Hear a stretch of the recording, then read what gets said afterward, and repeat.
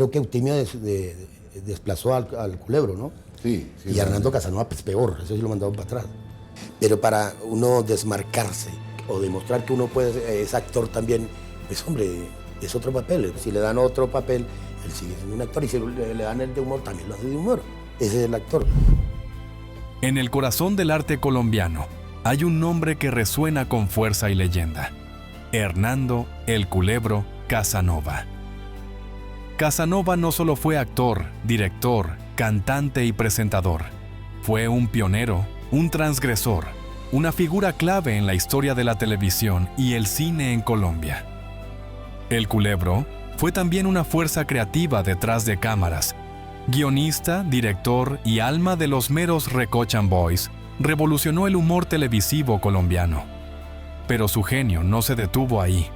En el cine, fue el actor fetiche del director chileno Dunav Kuzmanich, con quien construyó obras fundamentales del cine político y social colombiano como Canaguaro o Ajuste de Cuentas. Esta es la historia de un hombre que se entregó al arte con furia, pasión y autenticidad. Un hombre que, a pesar de los excesos y las sombras, dejó una marca imborrable en la cultura popular. Esta es la historia de El Culebro Casanova.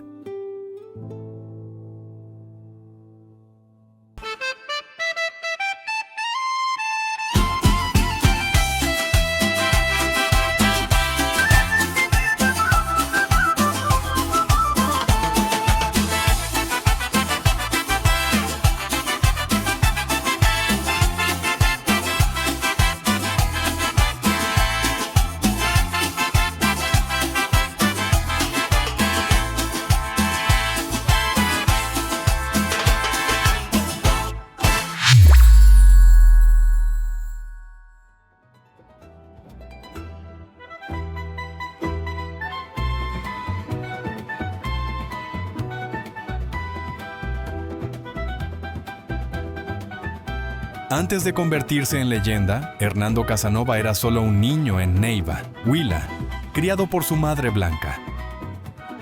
Su padre nunca lo reconoció, pero eso no frenó su impulso de vivir con intensidad. De hecho, esa ausencia en su vida lo llevó a usar el apellido de su madre, Casanova.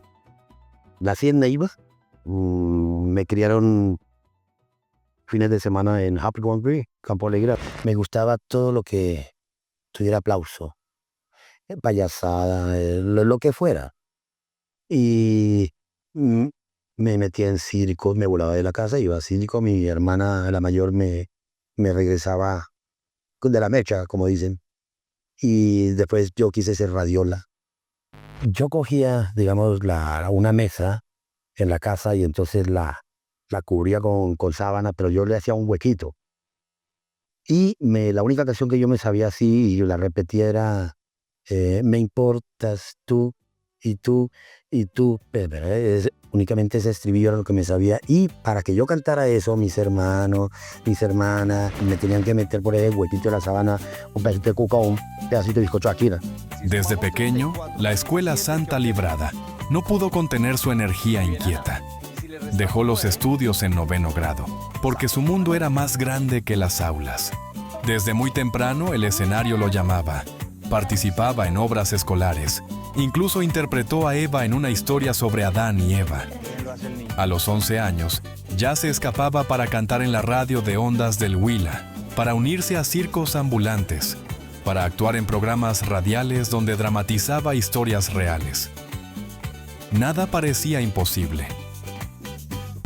Años más tarde, en busca de un rumbo, ingresó a la Infantería de Marina. Allí organizaba pasarelas y obras teatrales entre las filas, pero la disciplina del ejército no era para él.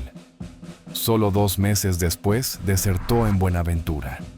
Más tarde, se entregó voluntariamente y fue trasladado a Bogotá, donde se formó como suboficial y destacó como campeón de lucha olímpica y boxeo peso pluma entre los ingenieros militares.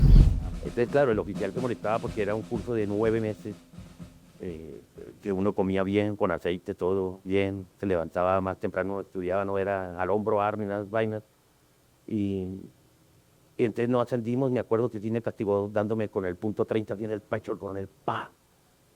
A orden público nos mandaron para Taco, Marquetalia, Pole, todo eso nos fuimos, como no ascendimos, y entonces fue la parte donde más chévere yo pasé, en orden público, porque el capitán era un nopita, paisano mío, y entonces yo era el que animaba las rumbas allá, digamos, locuras, en un monte, por allá en Ataco. Entonces yo era prendido ese televisor de soldadito mirando toda esta vaina, y cuando me daban permiso, yo salía y iba a Telebolito frente a Infravisión y veía a los actores. ¿Usted soñaba con estar ahí? No, pero yo ya me veía ahí. Yo ya me veía, es que me veía, yo no soñaba, me veía. Más tarde, se estableció en Yaguará, Huila, donde fue profesor de educación física para niños, pero el deseo de actuar seguía latiendo con fuerza en su interior. El teatro llegó como una oportunidad inesperada. En la compañía de Carlos Emilio Campos, una noche un actor abandonó la función justo antes de salir a escena. Sin dudarlo, Casanova tomó su lugar. Así comenzó a recorrer el país actuando, sin haber pisado nunca una escuela formal de actuación. Él mismo decía que el cine era su universidad, y pasaba horas observando películas, estudiando cada gesto y movimiento. A comienzos de los años 60, Hernando Casanova dejó su tierra y llegó a Bogotá con una maleta ligera, pocos pesos en el bolsillo y un sueño enorme. No tenía contactos, no tenía experiencia y, mucho menos, certezas. Solo sabía que quería estar cerca del mundo del espectáculo, aunque aún no sabía cómo lograrlo. La ciudad no lo recibió con aplausos. Para sobrevivir, trabajó donde pudo. En la Plaza España recogía bultos de papa, cargándolos durante horas para ahorrar lo suficiente y poder rentar un solo traje para las audiciones del Club del Clan. Cuando por fin lo consiguió, se lo robaron. Era un muchacho de provincia enfrentándose a una ciudad inmensa, indiferente y dura, pero algo dentro de él no se rompió. Volvió a empezar, siguió insistiendo, y así logró entrar a las audiciones. Estas no eran fáciles, eran largas, agotadoras, y los nervios eran constantes. Hernando esperaba, observaba, aprendía y volvía a intentarlo. Cada prueba era una apuesta.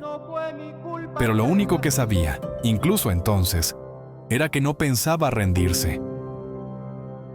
Había salido de su pueblo para jugárselo todo en la ciudad, y ahora, por primera vez, estaba a punto de descubrir si ese sueño tenía un lugar para él, o si Bogotá lo devolvería al punto de partida. La historia apenas comienza.